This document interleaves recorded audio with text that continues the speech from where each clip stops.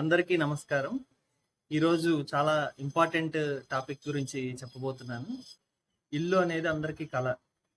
అటువంటి కల నెరవేర్చుకున్న తర్వాత ఆ ఇంటిని ఏ విధంగా మనం అభివృద్ధి చెందేటువంటి విధానంలో నిర్మించుకోవాలి.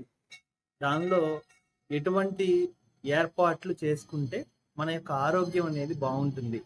కొంతమంది చెప్తారు, ఆ ఇల్లు మారంగానే అందరికీ మూలపడ్డామండి, ఆరోగ్యం బాగోట్లేదు. వాస్తు ప్రకారమే కట్టించామండి, కానీ ఇబ్బందులు పాలవుతున్నాము అని చెప్పి చాలా రకాలైనటువంటి ఇన్సిడెంట్స్ అనేవి డైలీ ప్రాక్టీస్లో మనకు కనబడుతుంటాయి. అయితే ఆయుర్వేద ప్రకారం ఇంట్లో ఎటువైపు నుంచి గాలి వస్తే బాగుంటుంది, ఎటువైపు నుంచి లైట్ వస్తే బాగుంటుంది, అదేవిధంగా మన టాయిలెట్స్ అవి ఎక్కడ ఉండాలి, మనం తీసుకోవాల్సినటువంటి హైజీన్ ప్రకారం ఆయుర్వేదం వాస్తు గురించి ఏం చెబుతోంది అనేటువంటి అంశం గురించి ఈరోజు మనం డిస్కస్ చేయబోతున్నాం.